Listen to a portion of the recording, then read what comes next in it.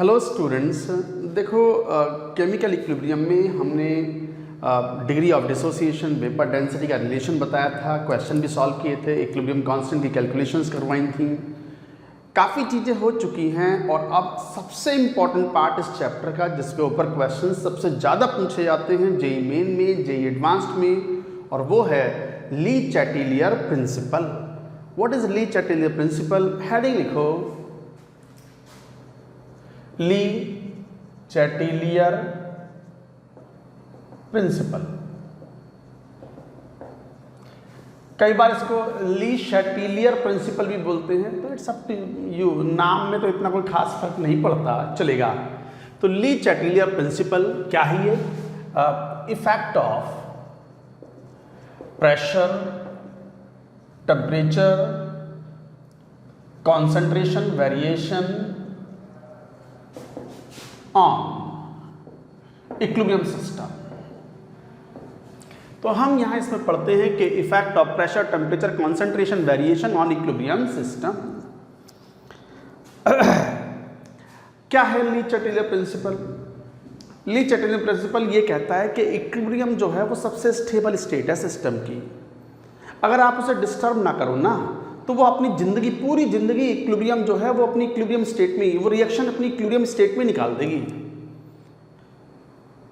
But यदि आपने उसे डिस्टर्ब किया है, इक्विलिब्रियम को डिस्टर्ब कर सकते हैं टेम्परेचर चेंज करके, concentration of the substance change करके, सिस्टम का प्रेशर चेंज करके, या कोई इनर्ट गैस इंट्रोड्यूस करके। तो there are various ways, many methods of disturbing the system.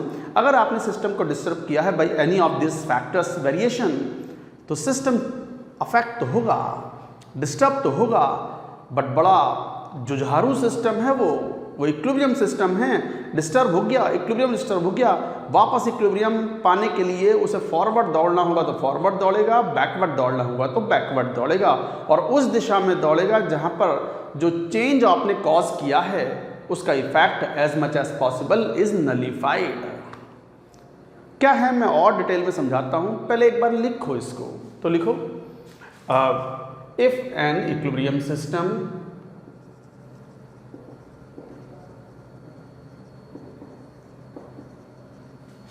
if an equilibrium system is disturbed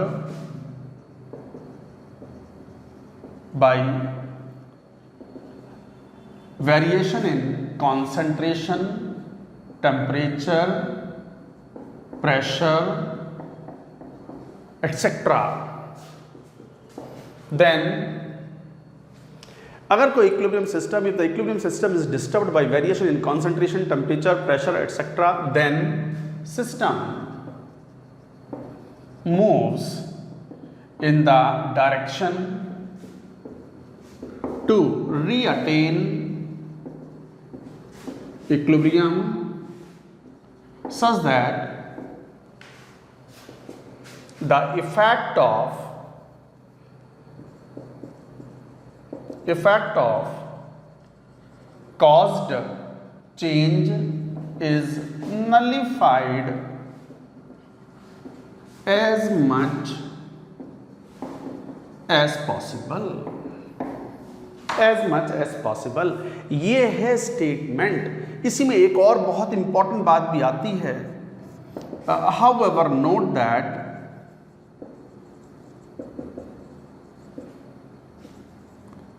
changed parameter need not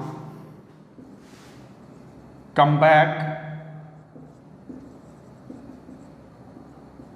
to its original value।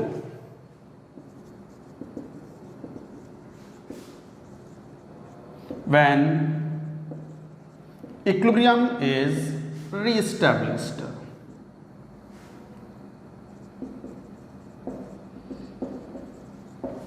एक बार पूरी बात ये नोट करो, मैं समझाता हूं क्या है ये, और फिर डिटेल में बात करेंगे एक एक फैक्टर्स के वेरिएशन का प्रभाव।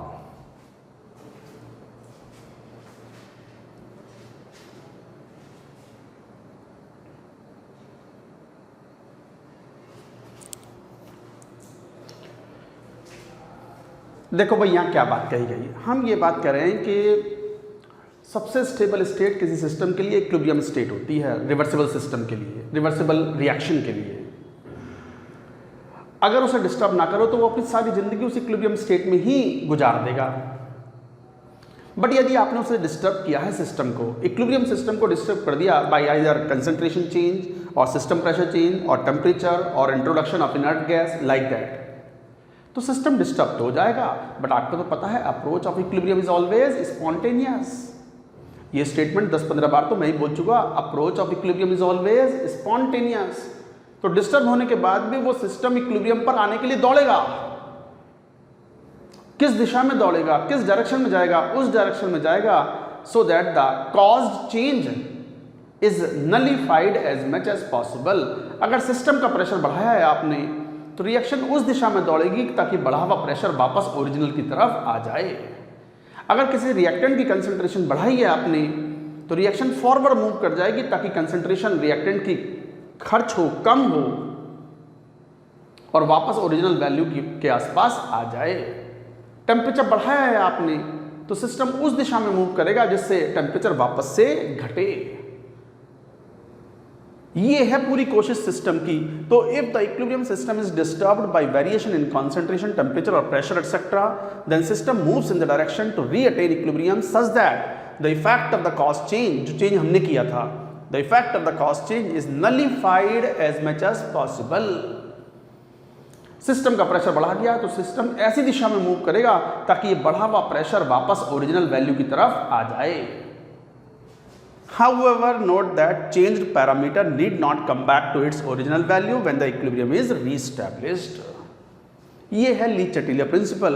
ली-चैटेलियर प्रिंसिपल मैथमेटिकल कैलकुलेशंस नहीं करवाता आपसे, आपको बताता है कि अगर सिस्टम का प्रेशर बढ़ा दो तो रिएक्शन फॉरवर्ड जाएगी या बैकवर्ड जाएगी, कितनी जाएगी ये तो mathematical calculation you have to do with the help of equilibrium constant. चलिए one by one we are going to take the effect of various parameters. First, effect of concentration change, effect of concentration और partial pressure change. लिखो first, मैं ये हटा रहा हूं, note कर लिया होगा आपने।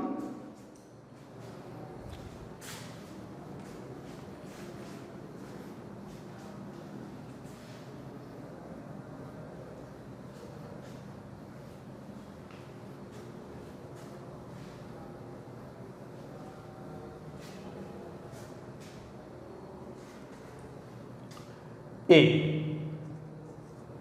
effect of concentration, partial pressure change of a substance involved in the reaction। अच्छा एक बात ध्यान दो, कॉन्सेंट्रेशन और पार्शियल प्रेशर में हम कोई अंतर नहीं मानते क्योंकि both are the measure of active masses. किसी सब्सटेंस का, किसी गैस की बात कर ले, मान लो गैसेस रिएक्शन है, गैसेस रिएक्टेंट प्रोडक्ट्स हैं, तो किसी गैस के लिए कंसंट्रेशन कहना या पार्शियल प्रेशर कहना one and the same thing because both are the measure of active masses.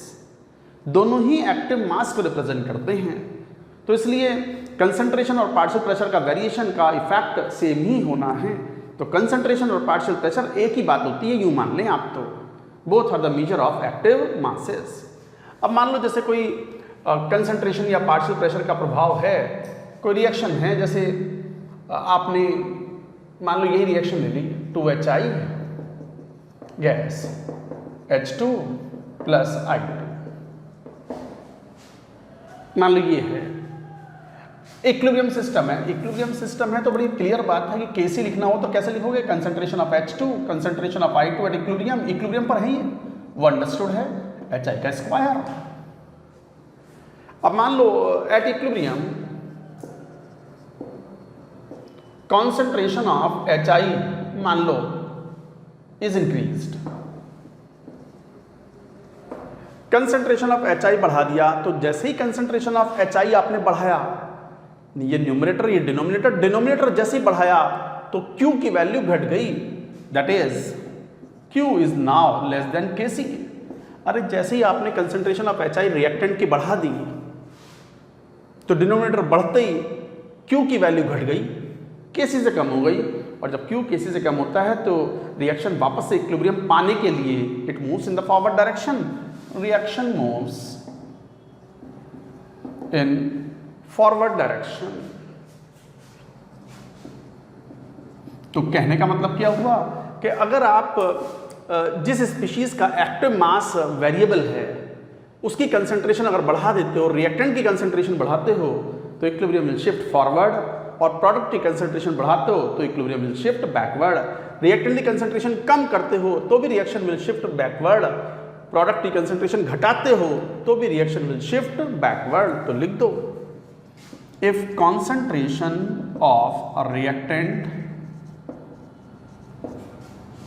concentration of the reactant is increased, concentration of reactant of equilibrium system is increased, equilibrium shifts forward। तो equilibrium forward में shift हो जाएगा। समझ में आ गई बात? अच्छा हाँ, अगर रिएक्शन के अंदर प्योर सॉलिड या प्योर लिक्विड है तो उनका एक्टिव मास तो कांस्टेंट ही होता है, उनकी अमाउंट पर डिपेंड नहीं करता, उनकी अमाउंट बढ़ाने या घटाने से इक्विलिब्रियम प्रभावित नहीं होगा। However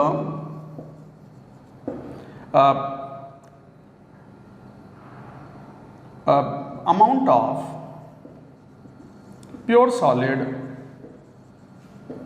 liquid does not affect the equilibrium।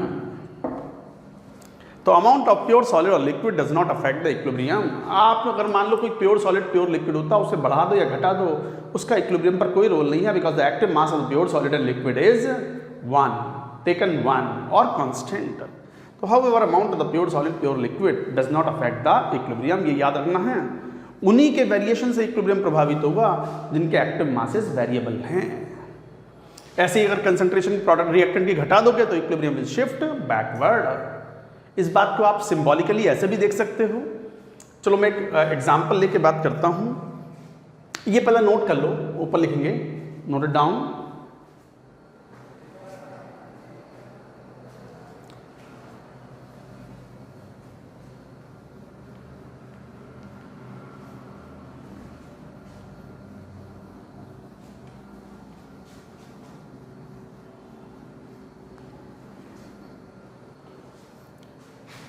जैसे एग्जाम्पल लो, मान लो reaction A plus B converted to मान लो C plus D, gas gas ये गैस ये गैस।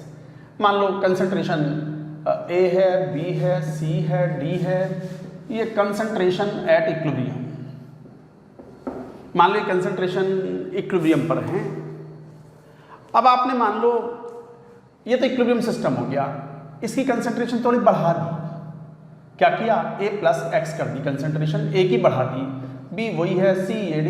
अब इक्विलिब्रियम थोड़ी है, नॉट एट इक्विलिब्रियम। आप समझो, हम इलस्ट्रेट कर रहे हैं एग्जांपल लेके। मान लो ये कोई केमिकल रिएक्शन है, fine, A B C D initial concentration है एट इक्विलिब्रियम। आपसे इनकी खुशी देखी नहीं गई, आपने डिस्टर्ब कर दिया सिस्टम को। आपने A थोड़ा सा बाहर से मिला दिया, कंसंट्रेशन बढ़ा दी X अमाउंट से, ये B है, ये C है, ये तो हमने किया है। हमने A की कंसंट्रेशन X अमाउंट से बढ़ा दी, ये तो हमने किया। सिस्टम तो मजे से सो रहा था, ये इक्विलिब्रियम तो मजे से सो रही थी। ये तो ये सबसे कंफर्टेबल स्टेट में है। सबसे कंफर्टेबल स्टेट में हम कब होते हैं? जब सो रहे होते हैं। आहा। तो आपने जैसी कंसंट्रेशन A की बढ़ाई, अब सिस्टम नींद से जागा, अरे हम तो डिस्टर्ब हो गए। अब डिस्टर्ब हो गए तो क्या करेगा सिस्टम कि भाई कहाँ किसने डिस्टर्बेंस किया? A ने कंसंट्रेशन बढ़ा दी, इसे कम करवाओ भाई, X की वैल्यू हटाओ, वापस से कंसंट्रेशन A की तरफ लेके आओ। तो क्या करेगा? Equilibrium will shift forward. ताकि फॉरवर्ड होगा तो ये A और B आपस में रिएक्ट करेंगे और ये कम होगा, खर्च होगा। तो रिएक्शन शिफ्ट्स फॉरवर्ड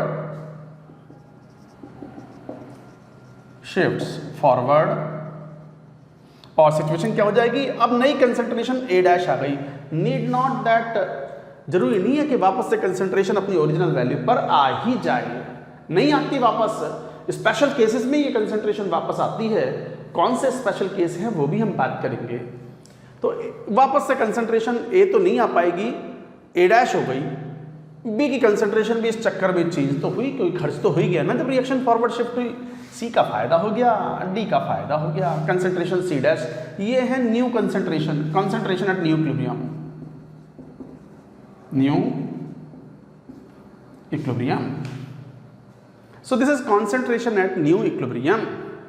तो आप क्या कह पाओगे, देखो आप क्या कह पाओगे, जब रिएक्शन फॉरवर्ड शिफ्ट हुई तो सी और डी का फायदा हुआ, तो C dash is greater than C, D dash is greater than D. But बैठे बिठाए बेचारे बी को नुकसान हो गया, तो B dash will be less than B. And ये जो ए डैश है ये ए से तो ज्यादा होगा बट ए प्लस एक्स से कम होगा, ये घटेगा but need not come back to the original value, याद रखना है। तो इसका मतलब ये बड़ा इंपॉर्टेंट पॉइंट हुआ कि A dash would be greater than A but less than A plus X, very important.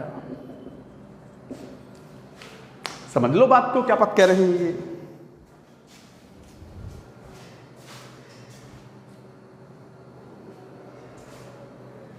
So this is very important. Reaction forward shift हुई, बी को बैठे बैठाए नुकसान हो गया, बी की कंसंट्रेशन घट गई तो B dash is less than B. C और डी को फायदा हुआ है तो C dash is greater than C, D dash is greater than D. और ए डैश जो नई कंसंट्रेशन है वो पुरानी से ज्यादा होगी, हालांकि इससे घट चुकी होगी। सो like that you will say. इसको आप चाहो तो ग्राफिकली भी शो कर सकते हो, we can show it graphically also. ये एनसीईआरटी में दिया हुआ है ग्राफिकली किस तरीके से रिप्रेजेंट करते हैं। Let us take graphical representation of this. लिखो ग्राफिकल रिप्रेजेंटेशन, पहले ये पूरी बात नोट करो।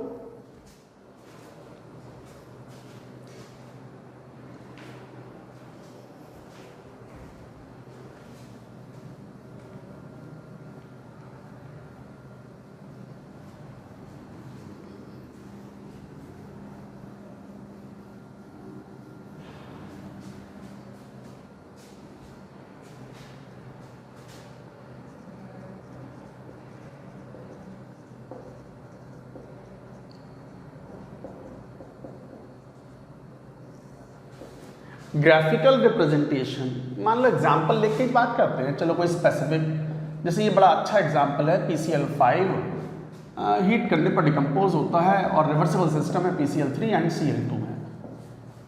आपको पता भी है ये PCl3 और Cl2 में क्यों टूटता है, क्योंकि PCl5 में जो दो एक्सियल बॉन्ड्स हैं वो वीक बॉन्ड हैं, तो वो आसानी से डिकम्पोज हो जाते हैं और वो दो बॉन्ड टूट करके Cl2 लिबरेट कर देते हैं एंड PCl3 इज फॉर्म्ड। अब मान लो ये इक्विलिब्रियम सिस्टम है, मैं ग्राफिकली इसको रिप्रेजेंट करना चाहूं like this, this is time and this is a concentration.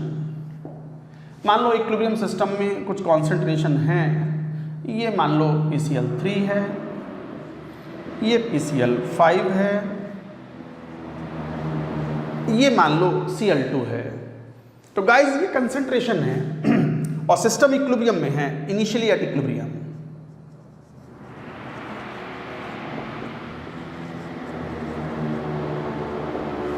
Initially at equilibrium. अगर आप डिस्टर्ब ना करो तो अपनी सारी जिंदगी निकाल देंगे ये इसी कंसंट्रेशन में। सबसे मजे में है ये इस फॉर्म में, तो इसका मतलब ये ऐसे ही concentration will remain constant. So at equilibrium, system is at equilibrium, मजे में चल रहे हैं, सब सो रहे हैं आराम से, इक्विलिब्रियम में हैं। आपसे इनकी खुशी देखी नहीं गई, नहीं देखी जाती दूसरों की खुशी बहुत बार। दुनिया ही ऐसी है, क्या करें। अपनी खुशी से ज़्यादा दूसरे की दुख में ज़्यादा आनंद मिलता है, कई बार ऐसा कहते हैं। खैर मुझे तो नज़र नहीं आता, मुझे तो टाइम ही नहीं मिलता, मैं तो आपके साथ बिजी हूँ, आपके साथ ही बात करना अच्छा होता है।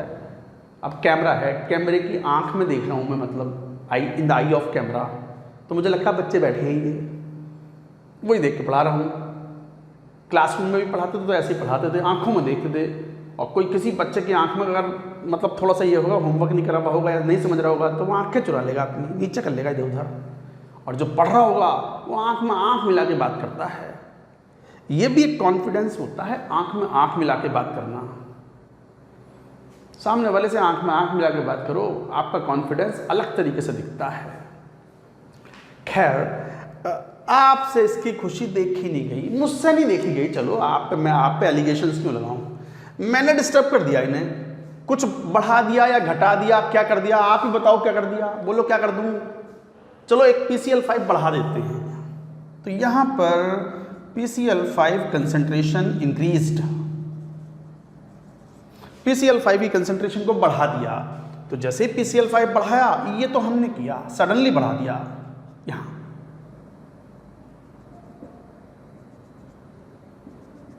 अब जैसे ये बढ़ाया, अब इक्विलिब्रियम रिस्पॉन्ड करेगा, reaction will shift in the forward direction. PCl3 को फायदा होगा, PCl5 को नुकसान होगा। अब नुकसान मतलब वो घटेगा, बट ओरिजिनल वैल्यू तक नहीं आ पाएगा, and it will become constant. और Cl2 को फायदा होगा, उतना ही फायदा होगा जितना ही घटा है स्टाइकोमेट्री के हिसाब से। So it will become like this, it will become like this. क्या इस दौरान सिस्टम इक्विलिब्रियम में था? Not at equilibrium. हाँ, नाउ इट बिकम्स कांस्टेंट। अब इक्विलिब्रियम में है ये, अब मजे में है ये, अब इक्विलिब्रियम में है सिस्टम वापस से। अरे ये नहीं है, ये वाला। तो देखो PCl5 बढ़ तो गया, इसे घटाने के लिए इक्विलिब्रियम शिफ्टेड फॉरवर्ड, PCl5 घटा, बट स्टिल ओरिजिनल वैल्यू तक नहीं आ पाया। उससे पहले ही इक्विलिब्रियम एस्टैब्लिश हो गया। तो इसका मतलब ये PCl5, Cl2 और Cl2 और PCl3 का फायदा हुआ, कंसंट्रेशन बढ़ गई, अब ये कांस्टेंट रहेंगे। फिर आपने एक बार फिर डिस्टर्ब करा इन्हें। इस बार बोलो क्या डिस्टर्ब? इस बार बढ़ाते नहीं, कुछ घटाते हैं। बोलो क्या घटा दें? चलो PCl3 घटा देते हैं। तो PCl3 is decreased, concentration of PCl3 decreased. करो decrease, PCl3 concentration suddenly decrease कर दी, ये रही है, यहां ले आया। अब PCl3 अगर घट गया है तो इक्विलिब्रियम फॉरवर्ड शिफ्ट होगी, और जब फॉरवर्ड शिफ्ट होगी तो PCl3 बढ़ेगा तो सही, बट ओरिजिनल वैल्यू तक नहीं आ पाएगा। बढ़ा बट ओरिजिनल वैल्यू तक नहीं आ पाया। Cl2 का फायदा हुआ, तो Cl2 की कंसंट्रेशन जो है वो बढ़ेगी, और PCl5 का फिर नुकसान हुआ, तो PCl5 का नुकसान हुआ, तो it may become like this. क्या इस दौरान सिस्टम इक्विलिब्रियम में था? No, not at equilibrium. हाँ, now they will continue to be in equilibrium. I hope you have understood the graph carefully at equilibrium. This is how you understand it. फिर समझ लो ये वाला चेंज कैसे किया। PCl3 की कंसंट्रेशन घटा दी, suddenly घटा दी, तो इक्विलिब्रियम फॉरवर्ड शिफ्ट हुआ, Cl2 का फायदा हुआ। PCl3 बढ़ा बट ओरिजिनल वैल्यू तक नहीं आ पाया, तो PCl3 बढ़ा बट ओरिजिनल वैल्यू तक नहीं आ पाया। Cl2 का फायदा हो गया, लगभग इतना ही फायदा हुआ जितनी कंसंट्रेशन ये बढ़ी है, तो Cl2 का फायदा हुआ, फायदा। और PCl5 को बैठे बिठाए नुकसान हो गया, नुकसान मतलब कंसंट्रेशन घट गई। So these will be the new concentrations, a new set of concentrations at equilibrium. अब सिस्टम इक्विलिब्रियम पर वापस आ गया। सो like that you can illustrate. इसके ऊपर भी क्वेश्चन पूछे जाते हैं, NCERT ने लिखा है, ये NCERT ने ग्राफ बनाया हुआ है सिमिलर टाइप का, ध्यान से पढ़ें। हम तो कहते ही आ रहे हैं कि केमिस्ट्री में the only book you have to study apart from our DPP sheet and all those things, lecture notes, NCERT line by line जरूर पढ़ें। खासकर हमारा चैप्टर जब यहाँ कंप्लीट हो जाए तो आपको NCERT पढ़नी चाहिए। तो गाइज ये था graphical representation. So like that you can understand it. अब सबसे बड़ी बात यहाँ पर यह है, change parameter need not come back to the original value. उससे पहले ही इक्विलिब्रियम एस्टैब्लिश हो जाता है, उससे पहले ही इक्विलिब्रियम एस्टैब्लिश हो जाता है। एक ही सेट ऑफ कंसंट्रेशन नहीं होते to satisfy the value of equilibrium constant. बहुत सारे सेट्स पॉसिबल हैं कंसंट्रेशंस के which can satisfy the value of equilibrium constant. चलो इस बात को इलस्ट्रेट करने के लिए मैं एक क्वेश्चन लेता हूं कि change parameter need not come back to the original value. तो यहीं पे वो स्टेटमेंट फिर वापस से एक बार लिखो ताकि आपके दिमाग पे इंप्रेशन पड़े कि changed parameter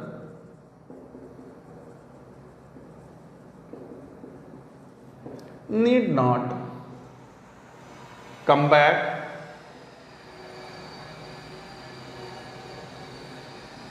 to its original value.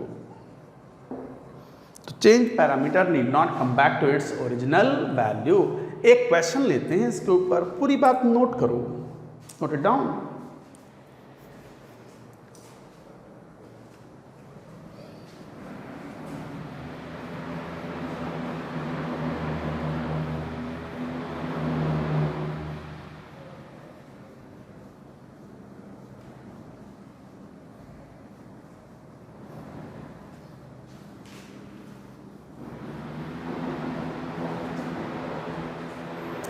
Let's take one question on it. चलिए, मेरे पास एक डेटा है क्वेश्चन का। हाँ, ये ले लो क्वेश्चन, मान लो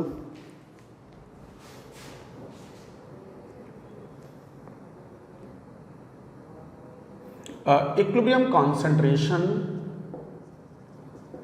of A, B, C and D are 4, 4, 2 and 8 mole per liter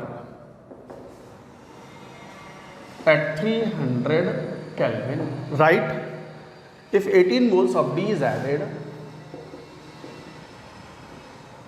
D is added to equilibrium system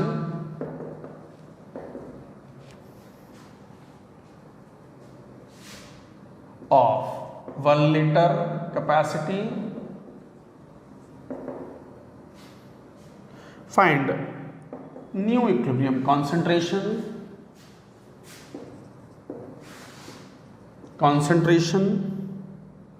for reaction A plus B सब गैस ही है, C and D, C plus D। अब मान लो, देखो भाई बच्चों, ये सवाल है आपके सामने। देखो भाई, यहाँ पर ABCD कंसंट्रेशन इक्विलिब्रियम पर दी हुई है, तो एक काम करो, KC तो निकाल कर रख ही लो, काम आ जाएगा। तो कंसंट्रेशन दी हुई है C और D की 2 इंटू 8 अपॉन 4 इंटू 4, 8 दूनी 1600, ये तो 1 आ गया, 1 डायमेंशन लेस, क्योंकि डेल्टा NG 0 है, तो KC 1 आ गया, ठीक है, वो काम आएगा। अब ये कंसंट्रेशन मान लो 4, 2, 8, ये थी मोल पर लीटर। आपने D मिला दिया 18 मोल पर लीटर, तो 8 प्लस 18 कर दिया। ये 2 था, ये 4 था, ये 4 था। अब ये नॉट एट इक्विलिब्रियम हो गया। अब आपको तो पता ही है, अगर कंसंट्रेशन प्रोडक्ट की बढ़ा दिया तो equilibrium will shift in the backward direction. Backward direction में जाएगा तो 18 और 8 26, 26 में से हमारा x कंसंट्रेशन घट गई, तो ये कितना आ गया x। ये भी, इसमें से भी x खर्च हुआ, ये x ताजा बना, ये x ताजा बना। कैसी थोड़ी चेंज होता है, कैसी तो एक बार जो आ गया सो आ गया for the given reaction.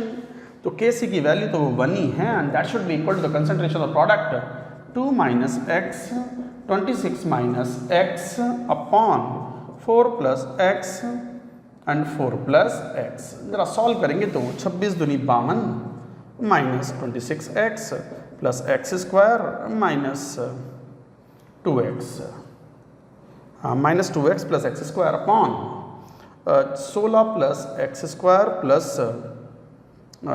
8x। आप जरा सॉल्व करोगे तो यहाँ से देखो 16 plus x square plus 8x is equal to ये x square minus 28x plus 52, x square cancelled out, 28 और 8 36x is equal to 52 minus 16, तो कितना हो गया 52 में से 16 चले गए 36, x की वैल्यू 1 ही आ गई, 1 ही आ गया। तो इसका मतलब ये कितना था 25m, ये कितना 1m, ये कितना दिस इज 5m, ये कितना दिस इज 5m, यही आंसर है। अब वो देखो कौन सा वाला point, that change parameter need not come back to its original value. जरा देखना तो, ओरिजिनल कंसंट्रेशन 8 थी, 18 बढ़ा के 26 कर दी, सिस्टम ने घटाया बट कितना घटा पाया, थोड़ा सा ही घटा पाया, and final concentration at equilibrium is 25। Change parameter need not come back to 8, did not come to 8, need not come back to the original value. The final concentration of D is 25 mole per liter. So guys, ये तरीका है, this is how you do it. तो ये था question to illustrate it. ये था effect of concentration और effect of partial pressure. Concentration और partial pressure of a substance is one and the same thing because both are the measure of active masses. Now second, B, effect of change in या variation in system pressure. System pressure, partial pressure नहीं, partial pressure तो पढ़ लिया। Partial pressure तो concentration ही होती है, एक तरीके से एक्टिव मास होता है किसी सब्सटेंस का। सिस्टम का प्रेशर वॉल्यूम चेंज करने से होता है, और पार्शियल प्रेशर का जो चेंज होता है वो आप सब्सटेंस को ऐड या रिमूव करके कर सकते हो। ध्यान दें, बच्चों को समझ ही नहीं आता, बच्चे ध्यान नहीं देते, वो पार्शियल प्रेशर और सिस्टम प्रेशर एक ही मान के चलते हैं। अरे ना, पार्शियल प्रेशर अलग चीज़ है भैया, और सिस्टम प्रेशर अलग चीज़ है। सिस्टम प्रेशर इज वेरीड और changed by changing volume of the system. Heading लिखो B, effect of pressure variation, system pressure variation. पहले ये नोट कर लो,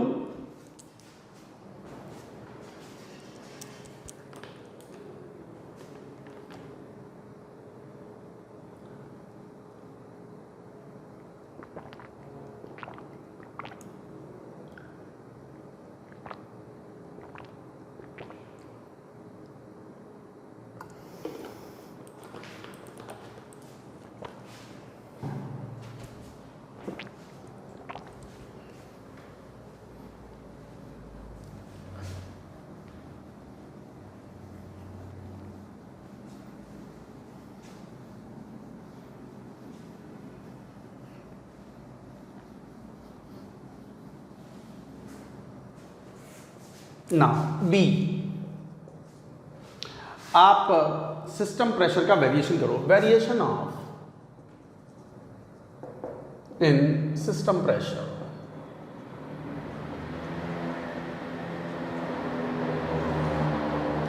इसको दो भागों में डिवाइड कर देते हैं पूरे एनालिसिस को।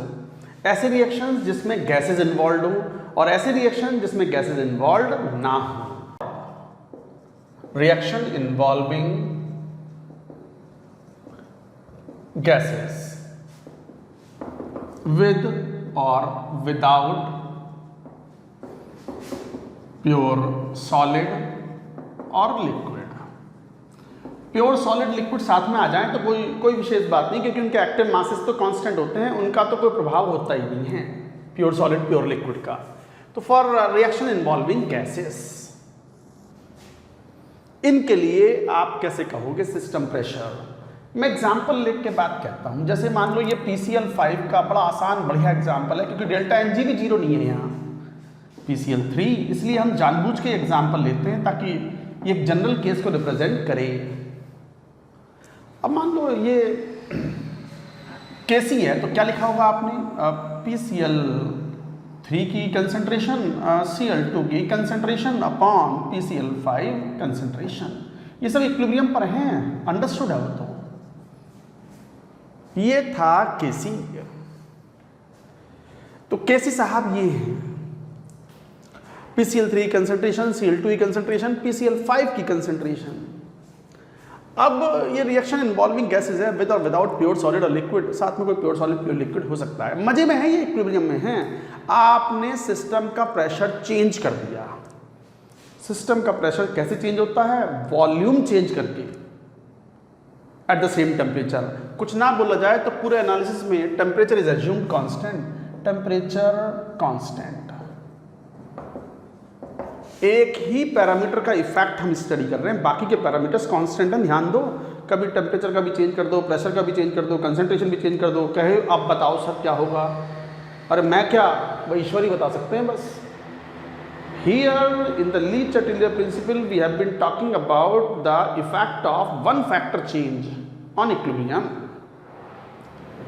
तो जैसे ये इक्विलिब्रियम सिस्टम था, सिस्टम का प्रेशर चेंज किया, कैसे? पिस्टन टाइप का कंटेनर है, मान लो ये वाला। थोड़ी वॉइसेस आ रही हैं, थोड़ा बेयर विद मी, कुछ कंस्ट्रक्शन चल रहा है आज पास में, तो उसकी वजह से हो सकता है। मान लो यहाँ PCl3, Cl2, PCl5 गैसेस हैं, पिस्टन टाइप कंटेनर है ये।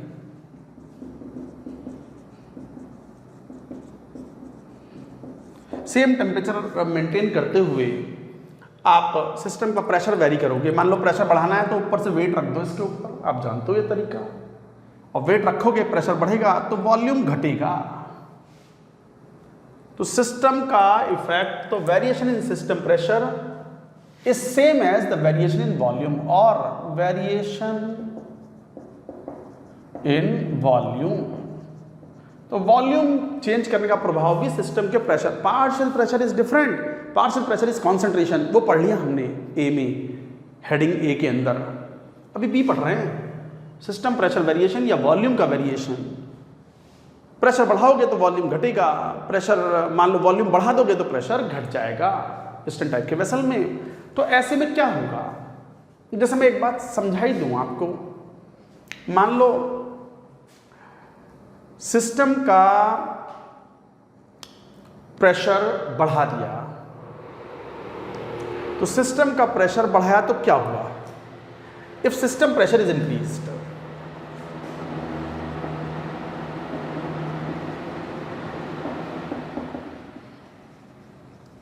सिस्टम का प्रेशर इज इंक्रीज्ड, सिस्टम का प्रेशर कैसे इंक्रीज हुआ? By decreasing volume of system and then keeping it constant thereafter, and then keeping it constant thereafter. if system pressure को बढ़ा दिया गया, कैसे बढ़ाया? सिस्टम प्रेशर कैसे बढ़ता है? वॉल्यूम कम करके, कम कर दिया, मान लो प्रेशर डबल कर दिया, वॉल्यूम आधा कर दिया, प्रेशर डबल किया है तो वॉल्यूम आधा किया है फॉर एग्जांपल, तो वॉल्यूम आधा कर दिया, उसके बाद आधे के बाद यहाँ स्टॉप लगा दिए, मैकेनिकल पिन लगा दिया, आधा कर दिया और लॉक कर दिया इसको, अब वॉल्यूम आधा ही रहेगा बस। तो सिस्टम प्रेशर मान लो डबल करा है, वॉल्यूम आधा किया है, मतलब सिस्टम प्रेशर बढ़ाया है, वॉल्यूम कम किया है और फिर उसको कांस्टेंट रखा है, तो क्या हुआ? वॉल्यूम, ये कंसंट्रेशन क्या होती है आपको तो पता है ना, Cl2 की कंसंट्रेशन क्या होती है? Moles of Cl2 upon volume, यही तो होता है। अब प्रेशर का प्रभाव मतलब वॉल्यूम का ही प्रभाव है। अब वॉल्यूम आपने आधा कर दिया तो कंसंट्रेशन डबल हो गई, कंसंट्रेशन बढ़ गई अपॉन बढ़ गई, तीनों की कंसंट्रेशन बढ़ गई, तीनों की कंसंट्रेशन बढ़ गई, क्यू चेंज हो जाएगा, बढ़ गई गुणा बढ़ गई अपॉन बढ़ गई, नेट बढ़ गई का स्क्वायर अपॉन बढ़ गई। हंसो मत, ध्यान से सुनो, बहुत महत्वपूर्ण बात चल रही है। आपने जैसे सिस्टम का प्रेशर बढ़ा दिया, वॉल्यूम घटा करके, तो वॉल्यूम जैसे ही घटाया कंसंट्रेशन, वॉल्यूम अगर घटाओगे तो कंसंट्रेशन बढ़ गई, कंसंट्रेशन बढ़ी तो बढ़ी गुणा बढ़ी बटा बढ़ी, बढ़ी का स्क्वायर अपॉन बढ़ी,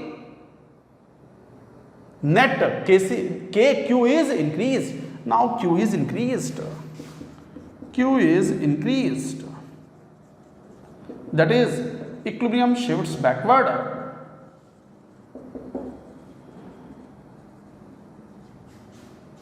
In above case, or in general, क्या बोल दोगे? If system pressure is increased,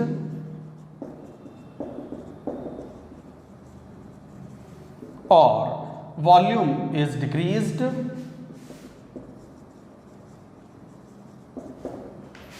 equilibrium shifts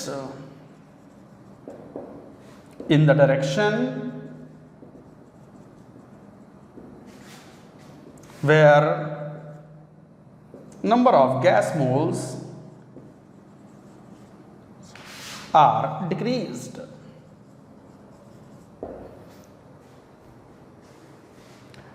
बहुत ज़्यादा इम्पोर्टेंट है। एक बार थोड़ी सांस लो लंबी, ऐसे करके लंबी सांस लो, छोड़ो, चिल हो, पानी वानी पी लो थोड़ा सा, फिर दोबारा से इस पे आओ, बढ़ो।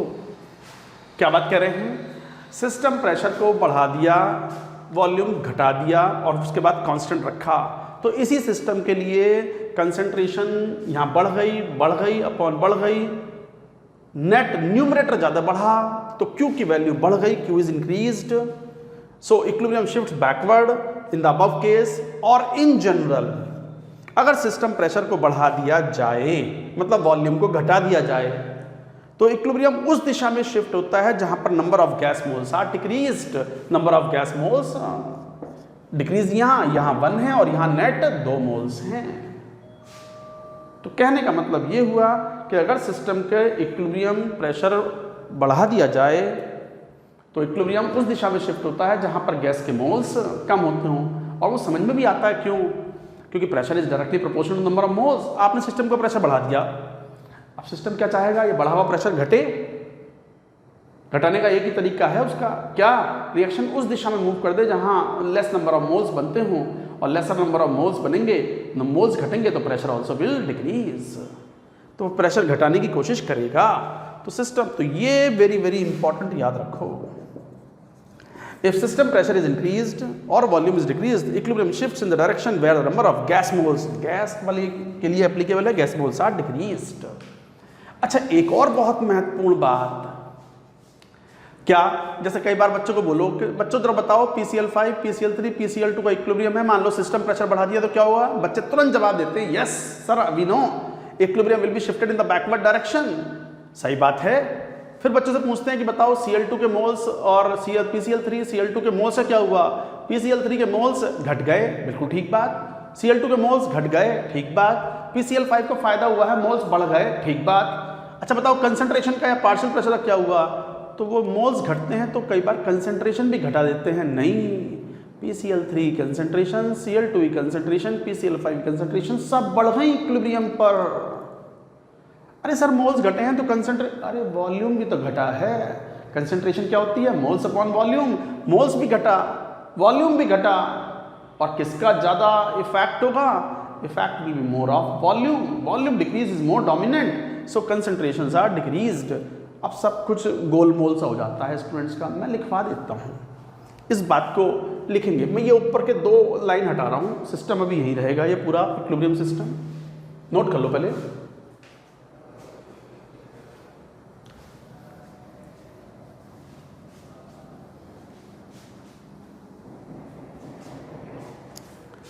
इसी पॉइंट को यहां कंटिन्यू करते हुए, क्या? Very important, also note that increase in system pressure और decrease in volume increases concentration of all the gases, concentration or partial pressure of all gases, or partial pressure of all gases at new equilibrium। सुनो, यही PCl5, PCl3 अगर system का pressure बढ़ा दिया है, equilibrium उस दिशा में जाएगा जहां गैस के मोल्स कम बनते हों, मतलब बैकवर्ड शिफ्ट हो गया। बैकवर्ड शिफ्ट हो गया तो Cl2 के मोल्स घटेंगे, PCl3 के मोल्स घटेंगे, PCl5 के मोल्स बढ़ेंगे, बट कंसंट्रेशन तीनों की ही बढ़ जाएगी। पार्शियल प्रेशर भी तीनों के नए इक्विलिब्रियम पर बढ़ जाएंगे, क्योंकि कंसंट्रेशन या पार्शियल प्रेशर क्या होते हैं? Moles upon volume. मोल्स अगर घटे हैं Cl2 के, मगर वॉल्यूम भी तो घटा है, वॉल्यूम भी तो आपने आधा किया है, और वॉल्यूम भी घटा है, तो वॉल्यूम का इफेक्ट हमेशा डोमिनेंट होता है, याद रखना है। And the concentration will be increased. तो इसका मतलब इसी सिस्टम में, अब मैं एग्जांपल लेके बात कहता हूं इसी सबको, अब पूरी बात नोट करो। तो also note that increase in system pressure और decrease in volume increases concentration और partial pressure of all the gases at new equilibrium, चाहे वो रिएक्टेंट हो या प्रोडक्ट हो। कई बार स्टूडेंट गड़बड़ कर देते हैं। कैसी गड़बड़? मैं अभी एग्जाम्पल और लूंगा, अभी बात खत्म नहीं हुई, लिखो इस पूरी बात को।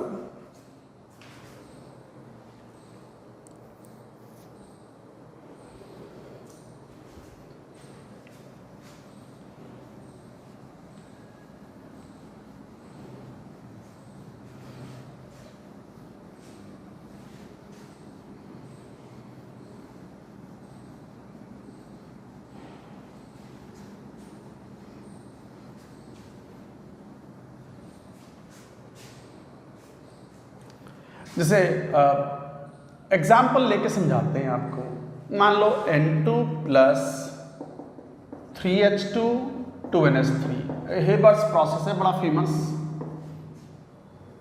राइट। मान लो P सिस्टम प्रेशर इंक्रीज्ड और वॉल्यूम डिक्रीज्ड, क्या होगा? सिस्टम का प्रेशर बढ़ा दो तो इक्विलिब्रियम उस दिशा में जाएगा। गैसेस रिएक्शन है जिसमें नंबर ऑफ गैस के मोल्स घटते हों, कहाँ? फॉरवर्ड में कम है, 2 हैं और यहाँ 4 हैं। Equilibrium shifts forward, equilibrium shifts forward direction. Equilibrium forward में शिफ्ट हो गया तो उसका इफेक्ट क्या हुआ? फॉरवर्ड में शिफ्ट होने पे मोल्स ऑफ N2 घट गए, मोल्स ऑफ H2 भी घट गए नए इक्विलिब्रियम पर, मोल्स ऑफ अमोनिया ये बढ़ गए एट न्यू इक्विलिब्रियम।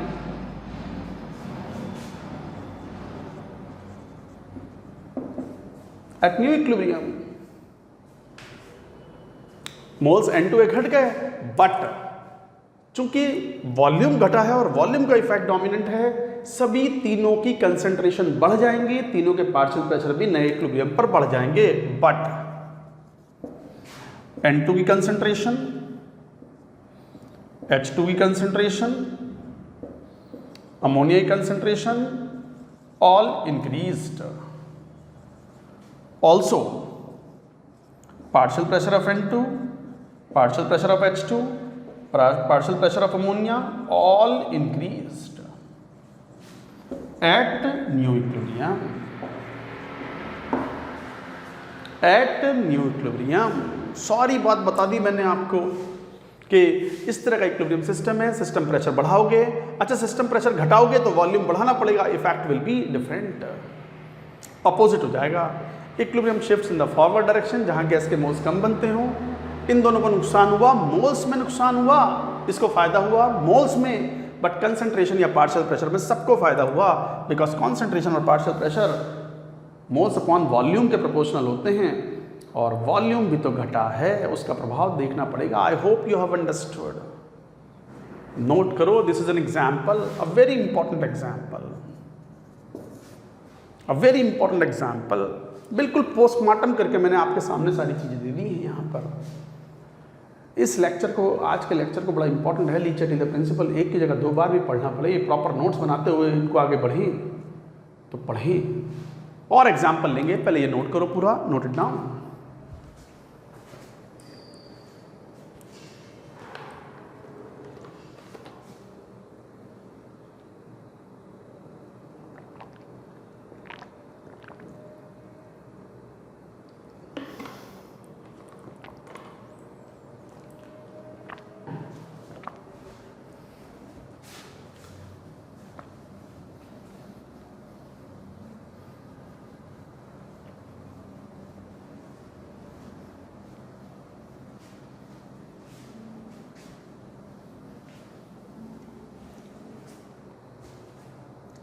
एक और एग्जाम्पल लो, जैसे अभी जो हमने एग्जाम्पल लिए PCl5 PCl3 वाला और दूसरा हेबर्स प्रोसेस वाला, उसमें डेल्टा Ng 0 नहीं था। अगर मान लो डेल्टा Ng 0 हो तो क्या होगा? फॉर एग्जाम्पल मान लो ऐसा केस ले लो, H2 plus CO2, H2O gas plus CO gas, ये एक इक्विलिब्रियम सिस्टम है और डेल्टा Ng 0 है यहाँ, डेल्टा Ng इज 0 हियर। तो ऐसे केस में अगर सिस्टम प्रेशर बढ़ाओ या वॉल्यूम चेंज करो तो सर यहाँ क्या होगा? यहाँ तो गैस के मोल्स दोनों तरफ बराबर हैं, इक्विलिब्रियम डिस्टर्ब नहीं होगा। इफ सिस्टम प्रेशर इंक्रीज्ड और volume decreased, equilibrium remains unaffected, equilibrium remains unaffected. System pressure बढ़ा, वॉल्यूम घटा तो इक्विलिब्रियम रिमेन्स अनअफेक्टेड, इक्विलिब्रियम पर कोई प्रभाव नहीं पड़ेगा, ना फॉरवर्ड जाए ना backward, no forward no backward movement. तो इसका मतलब मोल्स क्या रहेंगे? सेम। तो moles of H2, moles of CO2, moles of H2O, moles of CO remain unchanged.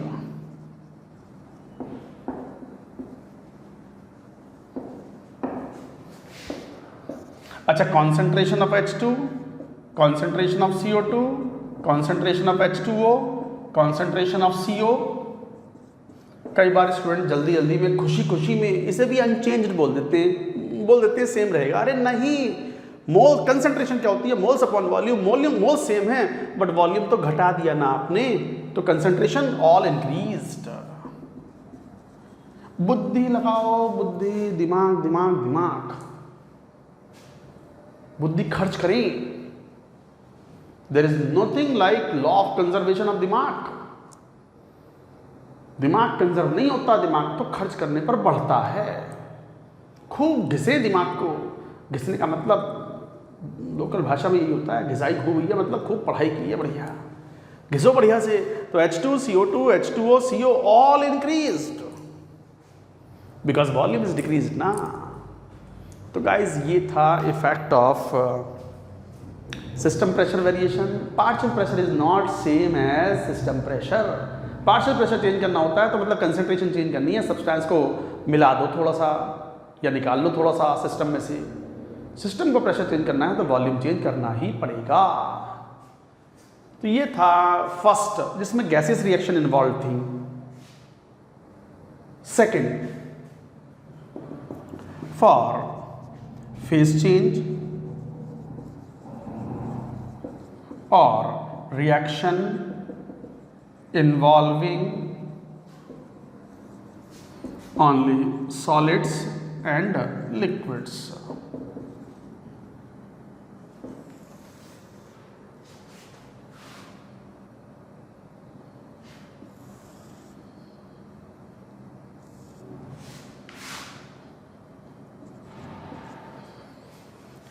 हाँ, for the phase change or reaction involving solids and liquids, इनमें के guideline है सिस्टम के प्रेशर चेंज करने पर। अगर मान लो किसी रिएक्शन में केवल सॉलिड्स और लिक्विड्स इन्वॉल्व हैं, गैसेस इन्वॉल्व नहीं है, नो गैसेस, नो गैसेस। अगर किसी सिस्टम में कोई गैसेस इन्वॉल्व, थोड़ा कंस्ट्रक्शन का काम चल रहा है, एक मिनट रुको। हाँ, अगर कोई गैसेस इन्वॉल्व नहीं है और सिस्टम प्रेशर बढ़ाते हो तो इक्विलिब्रियम उस दिशा में शिफ्ट होता है जहां पर less dense phase is formed. For system, for an equilibrium system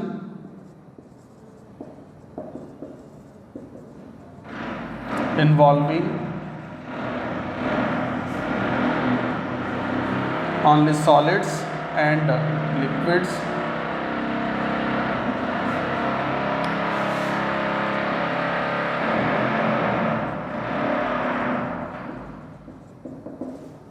if system pressure is increased,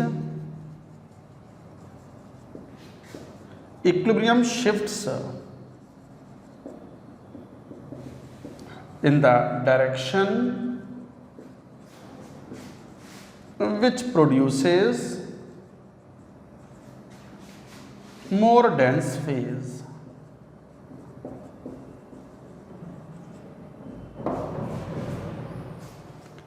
अगर कोई इक्विलिब्रियम सिस्टम है जिसमें केवल सॉलिड्स और लिक्विड्स इन्वॉल्व हैं तो सिस्टम प्रेशर अगर बढ़ा दो तो equilibrium shifts in the direction which produces more dense phase. ज़्यादा डेंस फेज जिसकी डेंसिटी ज़्यादा हो उस डायरेक्शन में शिफ्ट हो जाता है। जैसे for example solid is denser in general,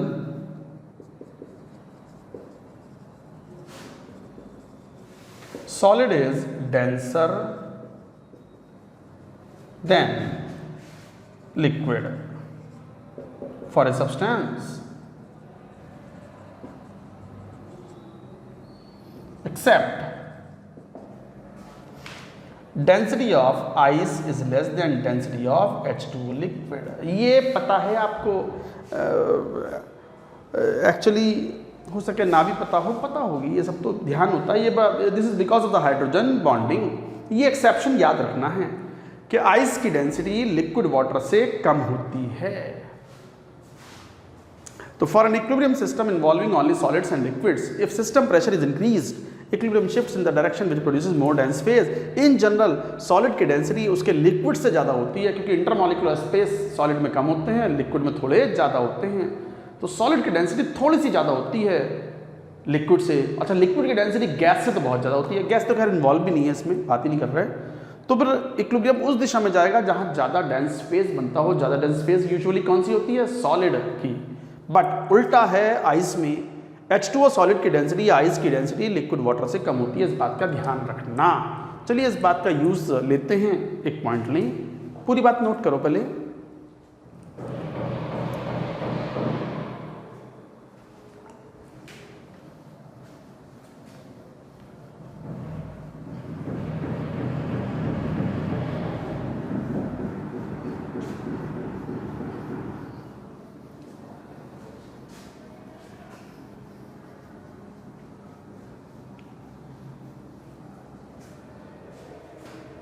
जैसे मान लो, ऐसा एग्जाम्पल ले लो, sulphur solid is an equilibrium with sulphur liquid. Melting की बात चल रही है, melting of solid sulphur,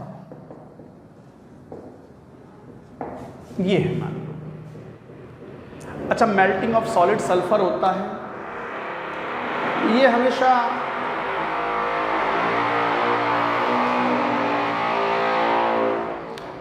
melting of solid sulphur है, ये हमेशा एंडोथर्मिक प्रोसेस होता है। किसी भी ऑब्वियसली सॉलिड को अगर लिक्विड में कन्वर्ट करोगे तो हीट करना पड़ता है, और हीट करने वाले प्रोसेस में जिसमें हीट देते हैं that is called endothermic process. So this is endothermic, तो डेल्टा H पॉजिटिव होता है। फ्यूजन बोलते हैं इसको, फ्यूज कर रहे हैं सॉलिड को लिक्विड में, मेल्टिंग और फ्यूजन। जैसे ये है, आप सिस्टम प्रेशर बढ़ा दो, आप सिस्टम प्रेशर बढ़ा दिया तो बताओ इक्विलिब्रियम किधर शिफ्ट होगा? इक्विलिब्रियम बैकवर्ड शिफ्ट हो जाएगा, किधर की तरफ? सॉलिड की तरफ, क्योंकि सॉलिड की डेंसिटी ज्यादा है, इक्विलिब्रियम शिफ्ट्स बैकवर्ड।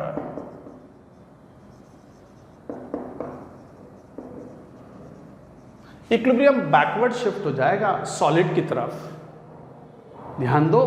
और साथ में जो मेल्टिंग हो रही थी वो रुक जाएगी। इसका मतलब बढ़े हुए प्रेशर पर अगर मेल्टिंग करवानी है तो और हीट करना पड़ेगा, so the melting point is increased. So melting point increases, ये मेल्टिंग पॉइंट है,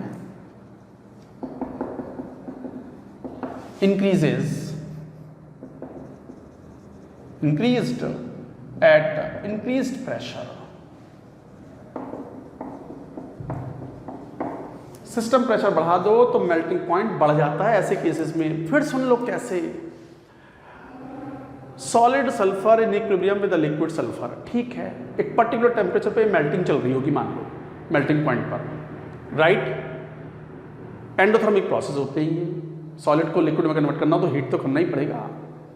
सिस्टम का प्रेशर बढ़ा दिया तो सिस्टम उस दिशा में जाएगा जहां मोर dense phase is form, and who is more dense phase? Solid is more dense then liquid here, तो इक्विलिब्रियम शिफ्ट्स बैकवर्ड। पता चला जो मेल्टिंग हुई भी थी या जो मेल्टिंग चल रही थी वो भी रुक गई, बैकवर्ड शिफ्ट हो गया, ये लिक्विड भी सॉलिड में कन्वर्ट हो गया, मेल्टिंग ही रुक गई। तो इसका मतलब इस बढ़े हुए प्रेशर पर अगर मेल्टिंग करवानी है थोड़ा और हीट करो ताकि ये मेल्ट हो पाए, तो मेल्टिंग पॉइंट बढ़ जाता है एट इंक्रीज्ड प्रेशर। हालांकि ये बात हम फेज डायग्राम से भी बोलते हैं, ये बात हम फेज डायग्राम से भी बोल सकते हैं कि प्रेशर बढ़ाने पर मेल्टिंग पॉइंट बढ़ जाता है यूजुअली। और फेज डायग्राम हम पढ़ते हैं liquid solution and colligative properties में, बट जब पढ़ेंगे तब पढ़ेंगे। यहां भी बोल सकते हैं कि melting point increased at increased pressure.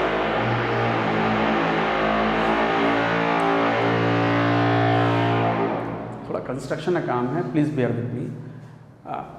अच्छा, एक और एग्जांपल ले लो, जैसे ये H2O सॉलिड,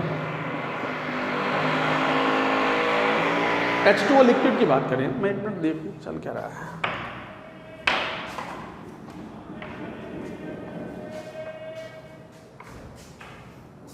चलो करते हैं मैनेज। H2O सॉलिड, मान लो ये लिक्विड, ये आइस है और ये लिक्विड वाटर है। यहां उल्टा है, डेंसिटी इसकी ज्यादा है, ग्रेटर डेंसिटी,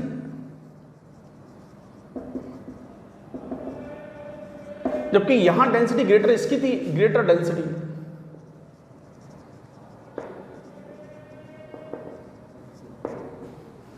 यहां सिस्टम का प्रेशर बढ़ा दिया आपने तो equilibrium shifts forward.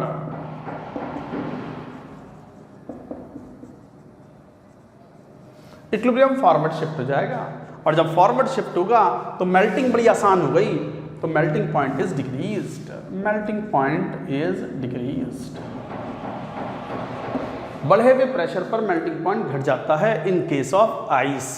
Exceptional case है ये, exceptional case.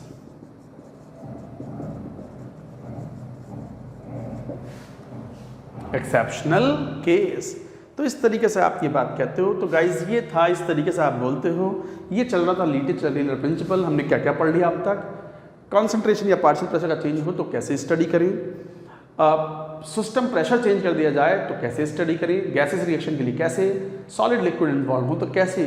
Third, effect of inert gas लिखो। थर्ड मतलब सी, इसको पूरा नोट करो पहले।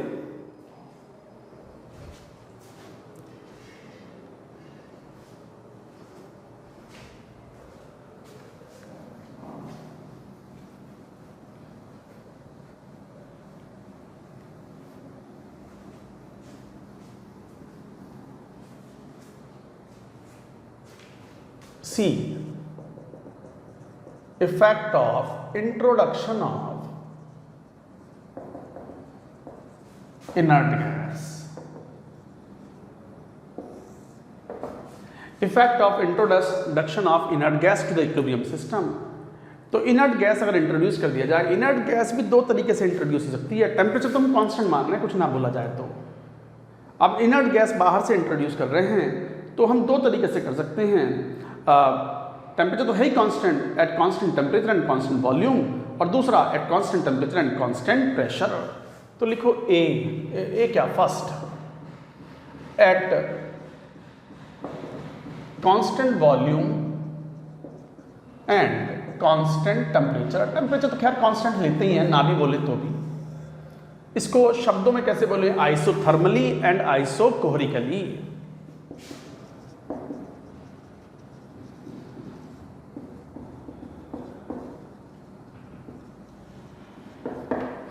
Isothermally and isochorically. आइसोकोर मतलब वॉल्यूम कांस्टेंट, आइसोथर्मली मतलब टेम्परेचर कांस्टेंट। बाहर से कोई इनर्ट गैस मिला दी, मान लो ये इक्विलिब्रियम सिस्टम ऐसा ले लिया, PCl5 PCl3 प्लस Cl2, ये रहा कंटेनर। यहाँ PCl3 Cl2 PCl5 ये गैसेज हैं सिस्टम के अंदर, और आपने कहा कि वॉल्यूम कांस्टेंट है। वॉल्यूम कांस्टेंट है तो पिस्टन टाइप कंटेनर मतलब फिर तो रिजिड कंटेनर ले लो, ऐसा कांस्टेंट वॉल्यूम कंटेनर।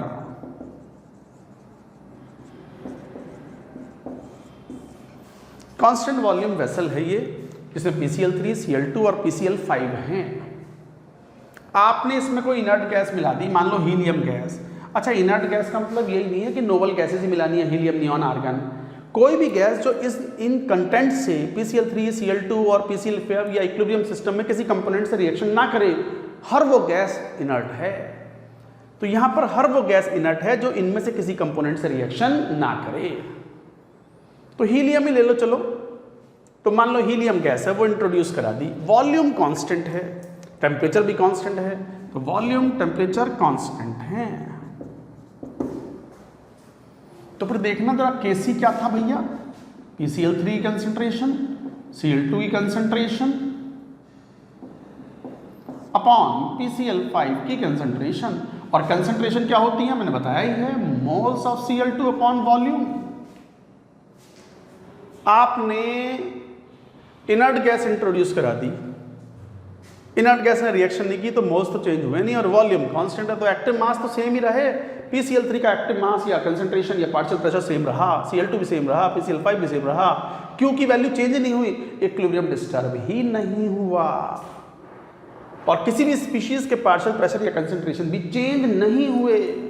हाँ, बाहर से गैस मिलाई है तो सिस्टम का प्रेशर तो बढ़ ही जाएगा, तो लिख दोगे। तो इसका मतलब कोई चेंज ही नहीं आ पाया इक्विलिब्रियम में, इक्विलिब्रियम इज अनडिस्टर्ब्ड। तो if N inert gas,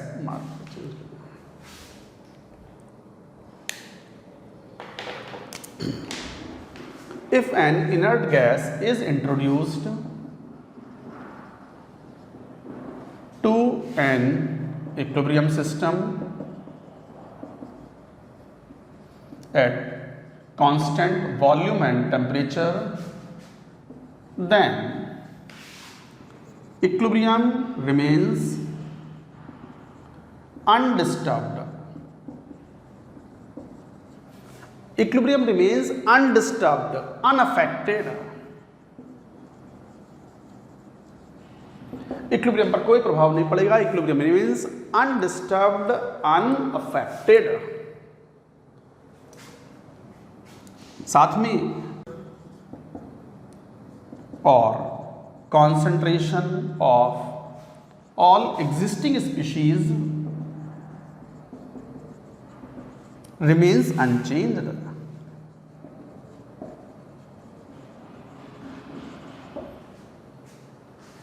remains unchanged. और साथ ही साथ however total pressure of system increases.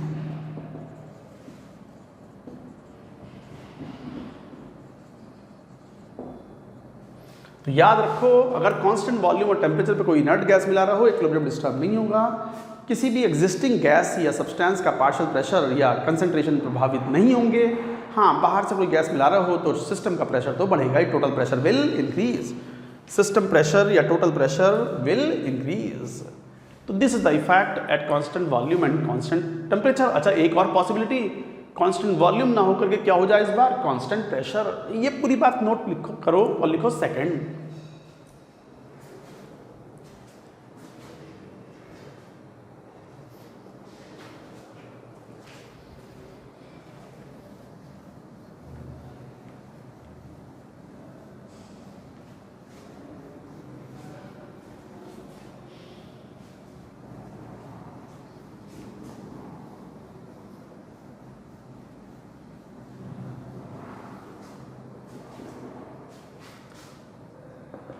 Second, क्या सेकेंड, अगर इनर्ट गैस इंट्रोड्यूस की जाए eight constant volume and temperature,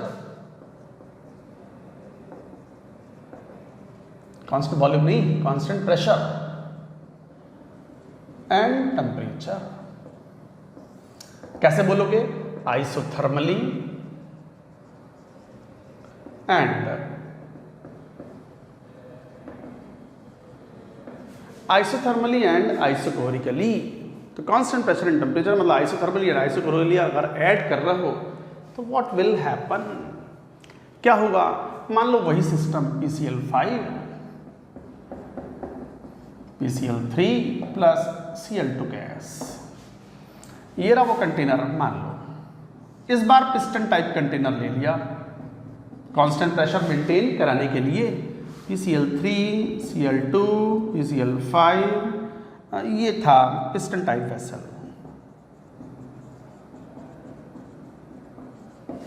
अब मान लो इसमें हीलियम गैस इंट्रोड्यूस करा दी. Introduce the helium gas.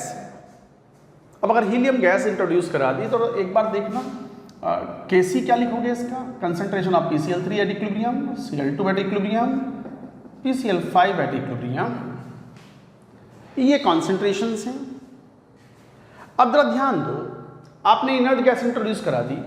अब इनर्ट गैस इंट्रोड्यूस कराओगे तो वॉल्यूम तो बढ़ेगा. जब गैस इंट्रोड्यूस कराओगे प्रेशर कांस्टेंट है तो वॉल्यूम बढ़ेगा. और जब वॉल्यूम बढ़ेगा तो जैसे आप कहा कि Cl2 की कंसेंट्रेशन क्या होती है, मोल्स अपॉन वॉल्यूम. भले ही इनर्ट गैस है, नंबर ऑफ मोल्स सेम रहेंगे, बट वॉल्यूम तो चेंज हो रहा है ना. और वॉल्यूम बढ़ा है तो वॉल्यूम अगर बढ़ेगा तो कंसेंट्रेशन घट जाएंगी. तो कंसेंट्रेशन घटी. जैसे हीलियम गैस इस सिस्टम में इंट्रोड्यूस की इक्विलिब्रियम सिस्टम में, वॉल्यूम बढ़ा, कंसेंट्रेशन घटी, Cl2 की भी कंसेंट्रेशन घटी. सुनो सुनो, Cl2 की कंसेंट्रेशन घटी, PCl3 घटी, ये PCl5 भी घटा.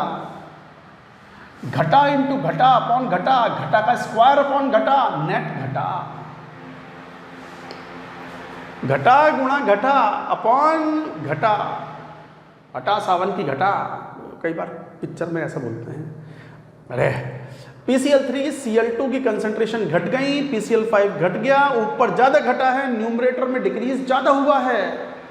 इसका मतलब Q is decrease. So Q is less then K. Equilibrium, equilibrium shifts forward. या फिर इन जनरल अगर कोई इनर्ट गैस इंट्रोड्यूस कराइए कांस्टेंट प्रेशर या टेम्परेचर पर, तो इक्विलिब्रियम उस दिशा में शिफ्ट होगा जहां पर गैस के मोल्स ज़्यादा बनते हों।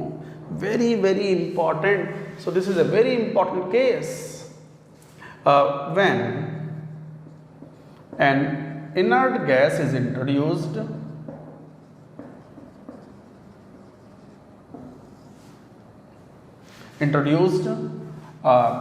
in an equilibrium system at constant pressure and temperature, equilibrium shifts in the direction which produces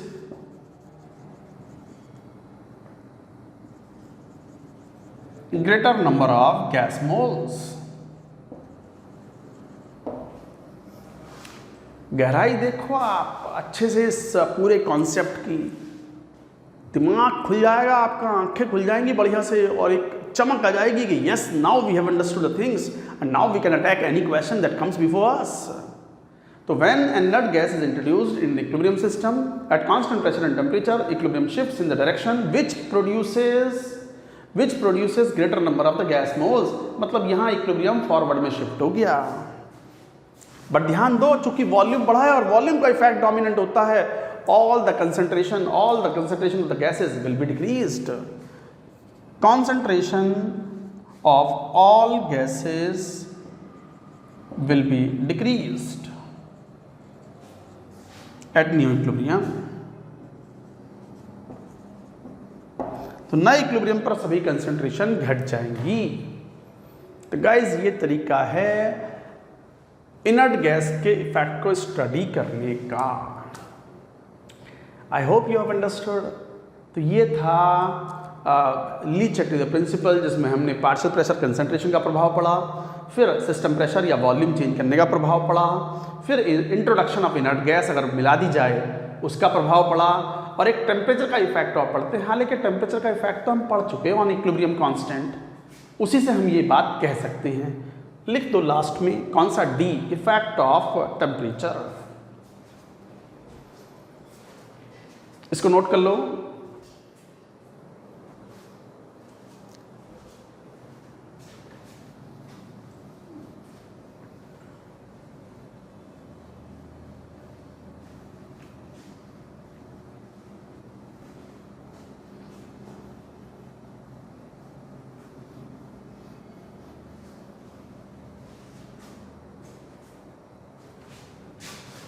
D, effect of temperature on equilibrium।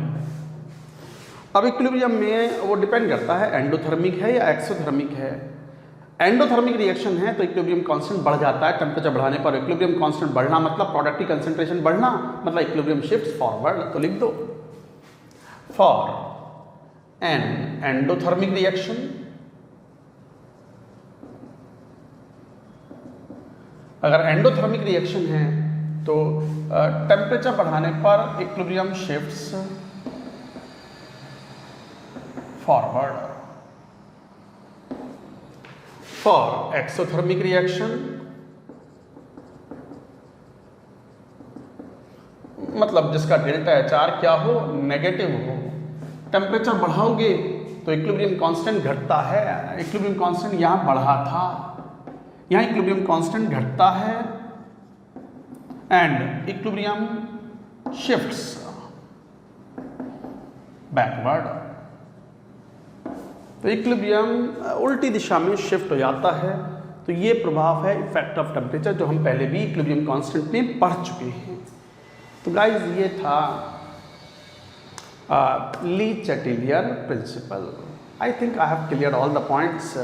चलो एक आध क्वेश्चन लेते हैं on it.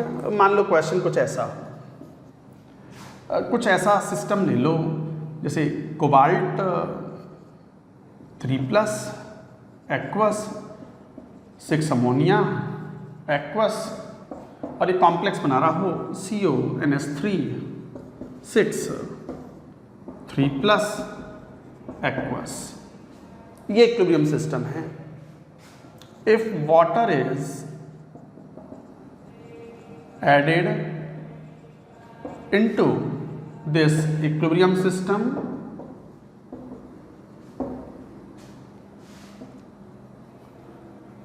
and volume is doubled, then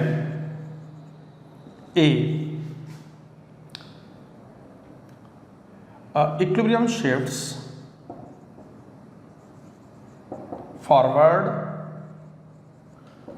B, concentration of CONH3 plus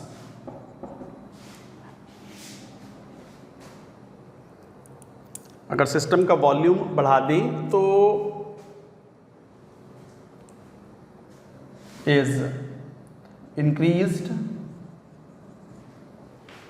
C, concentration of cobalt 3 plus ammonia are increased, D, equilibrium shifts backward। Guys ये question है, एक से ज़्यादा आंसर हो सकते हैं, then more than one correct possible है। Solve करो, बतलाओ, मैं जरा पानी पी लूँ।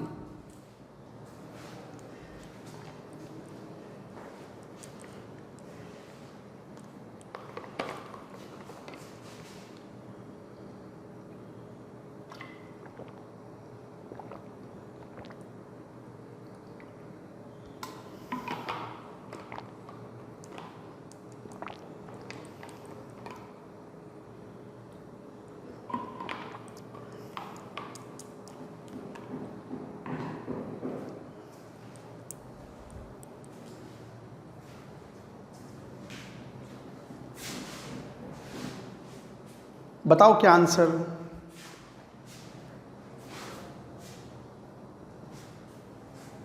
What is it? ये इक्विलिब्रियम सिस्टम है, एक्वस सिस्टम है, वाटर इज एडेड। इसका अगर कैसे लिखते हैं तो कैसे लिखते हैं? कंसंट्रेशन के टर्म्स में CONH3 कॉम्प्लेक्स की कंसंट्रेशन 3 प्लस अपॉन कोबाल्ट की कंसंट्रेशन, कोबाल्ट आयन, और अमोनिया की कंसंट्रेशन की पावर 6। यही होता ना। आपने पानी मिला करके वॉल्यूम क्या कर दिया? डबल कर दिया। वॉल्यूम डबल कर दिया तो कंसंट्रेशन ये भी आधी हो गई, ये भी आधी हो गई, ये भी आधी हो गई। न्यूमरेटर कम हुआ है, ये डिनोमिनेटर भारी मात्रा से कम हुआ है, तो Q is increased, Q increased.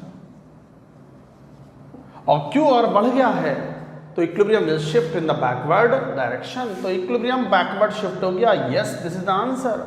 और जब बैकवर्ड शिफ्ट हुआ तो ये मोल्स घट गए, ये मोल्स बढ़ गए, मगर कंसंट्रेशन सबकी घट गई, तो ना आंसर बी आएगा ना आंसर सी आएगा। बच्चे कई बार जल्दी जल्दी में, चूंकि इनके मोल्स बढ़े हैं, कंसंट्रेशन बढ़ा हुआ, आंसर ये सी टिक कर देते हैं। नहीं करना है, सुन लो, मैं वो यही तो बात कह रहा हूँ। आपने वॉल्यूम डबल किया है और वॉल्यूम का इफेक्ट हमेशा डोमिनेंट होता है। भले ही कोबाल्ट 3 प्लस और अमोनिया के मोल्स बढ़े होंगे बैकवर्ड शिफ्टिंग की वजह से, बट मोल्स बढ़ने के साथ साथ वॉल्यूम जो है वो भारी मात्रा से घटा है, वो भारी मात्रा से बढ़ा है। तो effect of the increased volume is more dominant. तो कंसंट्रेशन सबकी घट गई, तो all concentration will be decreased. तो ना बी आएगा ना सी आएगा, आंसर इज डी। तो answer for this question is D. It's a very good question, important question, important question. तो ये था ली-चैटेले प्रिंसिपल। अब हम चैप्टर के लगभग एंड में हैं। हमें 2-3 चीज़ें और पढ़नी हैं, जैसे we have to talk about thermodynamics and equilibrium, मतलब डेल्टा G0 में और इक्विलिब्रियम कांस्टेंट में क्या रिलेशन है। फिर साइमल्टेनियस इक्विलिब्रियम जो कि इंपॉर्टेंट है, जिसका यूज़ आएगा आयनिक इक्विलिब्रियम में। और लास्ट में थोड़ा सा वेपर प्रेशर के बारे में जानेंगे। हालांकि वेपर प्रेशर के बारे में हम ज़्यादा बात करते हैं in liquid solution and colligative properties, जो कि एक 12th क्लास के NCERT का चैप्टर है। ये सब नोट करो। इसके बाद चलिए बात करते हैं thermodynamics and equilibrium, thermodynamics and equilibrium constant. लिखो ये सब बात।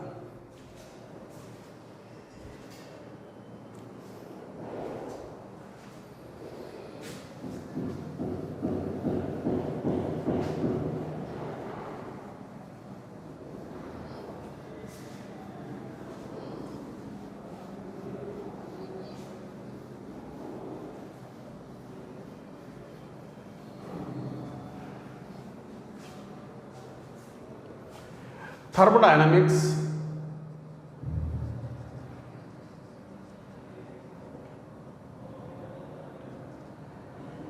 that means that is ऐसे लिखो Gibbs energy and equilibrium constant, वो ज़्यादा अच्छा है।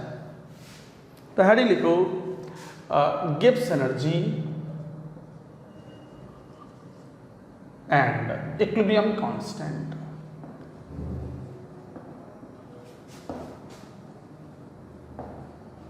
इनका क्या रिलेशन होता है? अब देखो मान लो कोई रिएक्शन है, for reaction A plus B B, ये एक रिवर्सिबल नेचर की रिएक्शन है, C C plus D D. तो एट एनी इंस्टेंट, किसी भी इंस्टेंट पर हम एक फॉर्मूला थर्मोडाइनमिक्स में यूज करते हैं, delta G R is equal to delta G R not plus 2.303 R T log of Q, where Q is reaction quotient, where delta GR Gibbs energy of reaction। अब Gibbs energy क्या होती है ये तो हम thermodynamics में ही बात करेंगे। सेकेंड लॉ ऑफ थर्मोडायनेमिक्स का सबसे मेन पार्ट ही ये होता है। तो Gibbs energy of reaction and T is the temperature in Kelvin, R is the universal gas constant, Q is the reaction quotient। अब रिएक्शन कोशेंट आपको पता होता है, आप कैसे कैलकुलेट करते हो वो अपने ही बता रहे हैं, यहां पर समझ जाएंगे। T is the temperature in Kelvin, R constant है, यूनिवर्सल गैस कांस्टेंट, वो डिपेंडिंग अपॉन कौन सी यूनिट यूज कर रहे हैं वो यूज करेंगे। आर जनरली यहाँ पर चूंकि यहाँ जूल में लेते हैं तो आर की वैल्यू जूल में 8.314 joule mole -1 kelvin -1 and delta G R not is standard Gibbs of energy.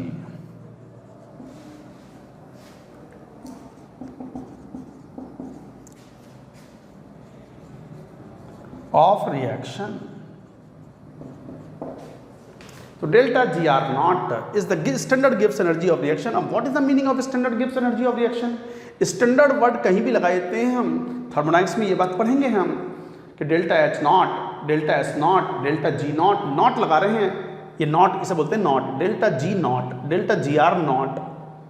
तो इसका मतलब अगर गैसेज हैं तो सभी के पार्शियल प्रेशर 1 बार हैं, और यदि सॉल्यूशन फेज में हैं तो सभी कंसंट्रेशन 1 मोल पर लीटर हैं। Standard conditions means partial pressure of gases 1 bar, concentration of substance solution phase में 1 मोलर। ये स्टैंडर्ड कंडीशन का मीनिंग है that partial pressure of the all gases will become 1 bar and concentration of the various substance in solution will become 1 molar। ये ध्यान देना है, cut तो नहीं गया, मैं चेक कर लेता हूँ। हाँ सही है। तो ये इनके मीनिंग होते हैं। सो this is the reaction in thermodynamics. हम थर्मोडायनेमिक्स में इसको डील भी करेंगे, कैसे आई है इक्वेशन, अभी तो यूज कर रहे हैं इसको। बट एट इक्विलिब्रियम याद रखो, एट इक्विलिब्रियम स्टेट एक तो ये याद रखो कि Gibbs energy of the reaction is always 0। Gibbs energy of the standard Gibbs energy नहीं, Gibbs energy of the reaction is 0 at equilibrium state and Q becomes equal to equilibrium constant। Q becomes equal to equilibrium constant। जैसे ये apply करते हो तो 0 is equal to delta G R not 2.303 R T log of K equilibrium. यहां से formula आ जाएगा delta G R not is equal to -2.303 R T log of K equilibrium. बहुत ही यूजफुल फॉर्मूला है फॉर सॉल्विंग क्वेश्चंस। कभी कभी question में इक्विलिब्रियम कांस्टेंट देंगे और पूछेंगे बताओ what is delta G R not. कभी कभी delta G R not question में दिया हुआ होगा तो हमसे पूछेंगे बताओ what is the value of equilibrium constant. तो इस तरीके से हम ये बात कहते हैं। अच्छा यहीं पे एक बात ये याद रखनी है स्टूडेंट्स को कि अगर डेल्टा जी आर नेगेटिव है किसी रिएक्शन का किसी इंस्टेंट पर, तो इसका मतलब reaction has tendency to move in the forward direction, और यदि डेल्टा जी आर पॉजिटिव है तो reaction has tendency to move in the backward direction. ये भी हम थर्मोडायनेमिक्स में ही कहेंगे। अभी तो आपको ये कॉन्सेप्ट जो सिखा रहे हैं जैसे सिखा रहे हैं वैसे सीख जाएं और यूज़ करें। इनका प्रॉपर एक्सप्लेनेशन इनके प्रॉपर चैप्टर में आएगा। अच्छा, यहीं पे एक और बात, ऑल्सो एक और फॉर्मूला होता है, delta G R not is equal to delta H R not minus T delta S R not, where delta H R not कहलाता है enthalpy of reaction, standard enthalpy of reaction, और ये कहलाता है standard entropy of reaction, standard entropy of reaction. तो कभी कभी हम ये कॉन्सेप्ट यहां से भी यूज कर लेते हैं। तो in fact we can write like this, what, delta G R not is equal to minus 2.303 R T log of base 10 पर K equilibrium constant is equal to delta H R not minus T delta S R not. कभी कभी ये value भी दी हुई होती है तो भी हम इक्विलिब्रियम कांस्टेंट कैलकुलेट कर सकते हैं प्रॉपर यूनिट का यूज करके। एंट्रोपी भी क्या होती है, again in second law of thermodynamics, not now. तो इस तरीके से ये बात कहते हैं। हो गया, बस ये मेन फॉर्मूला है जिसपे क्वेश्चंस कई बार पूछे जाते हैं। तो you should remember this is the formula at any instant, but equilibrium है तो Q becomes equal to equilibrium constant और delta G R becomes zero. यहीं पे एक दो पॉइंट्स में लिखवा दूं, बड़ा इंपॉर्टेंट, मैंने कहा भी था इक्विलिब्रियम पर Gibbs energy of the reaction zero होती है, standard Gibbs energy of the reaction need not be zero. ये बात मैं एक काम करो, नोट करो, लिखवाता हूं, नोट इट डाउन।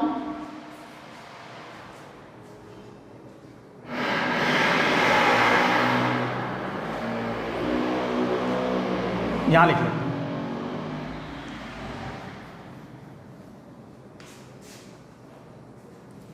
नोट करके, एट एनी इंस्टेंट, पहला point, at any instant if delta G R positive है, नॉन स्पॉन्टेनियस रिएक्शन,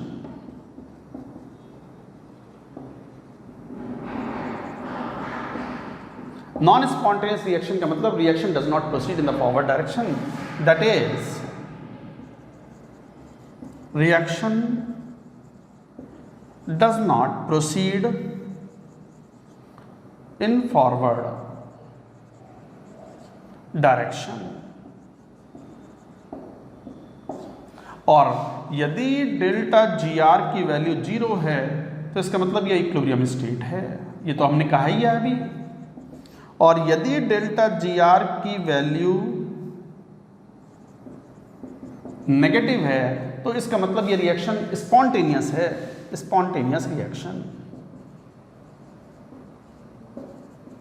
मतलब reaction shifts spontaneously in the forward direction. Spontaneous का मीनिंग होता है अपने आप आगे जाए रिएक्शन। और दूसरा पॉइंट ये है, at equilibrium delta G zero होता है, delta G naught need not be zero. तो at equilibrium delta G naught R need not be equal to zero। तो delta G R naught need not be equal to zero. हाँ, delta G zero होता है, delta G naught need not be equal to zero. तो guys इसके ऊपर कभी एक आध क्वेश्चन आएगा तो अकॉर्डिंगली आप सॉल्व कर लेंगे, शीट में होंगे इसके ऊपर भी क्वेश्चन, फॉर्मूला बेस्ड क्वेश्चन है, this is the formula you have to remember and accordingly you can attempt questions. तो ये था Gibbs energy and equilibrium constant. अब इसमें हमें थोड़ा सा और पढ़ना है, simultaneous equilibrium, another one lecture it will go in it. और बहुत ही इंपॉर्टेंट चैप्टर है केमिकल इक्विलिब्रियम। यही कॉन्सेप्ट आयनिक में काम आएंगे, यही कॉन्सेप्ट फिर इलेक्ट्रोकेमिस्ट्री में भी काम आएंगे और भी चैप्टर्स में काम आएंगे। That's it for now.